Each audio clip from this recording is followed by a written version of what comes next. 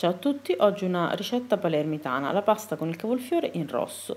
Gli ingredienti sono cavolfiore, uvetta, pinoli, olio extravergine di oliva, ovviamente la pasta, pepe nero, acciughe, cipolla, sale, concentrato di pomodoro, pane grattugiato e pecorino. Innanzitutto puliamo il cavolfiore eliminando le coste, tagliandolo a metà e dividendolo in cimette, quindi lo lessiamo in acqua bollente leggermente salata. Vi ricordo che questa pasta potete anche cuocerla al forno e farne un timballo, io la preferisco fresca. Puliamo la cipolla, tagliamola a metà, tritiamola finemente, mettiamo un po' di olio in una padella, aggiungiamo la cipolla e quando sarà appassita le acciughe e il concentrato di pomodoro. Cuociamo il sugo aggiungendo un po' dell'acqua di cottura del cavolfiore, quindi uniamo l'uvetta e i pinoli.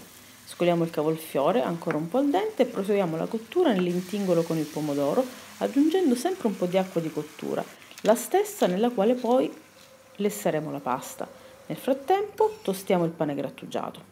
Lessiamo la pasta nell'acqua di cottura del cavolfiore, scoliamola al dente, uniamola al sugo e mantechiamola con il pecorino grattugiato a fuoco rigorosamente spento.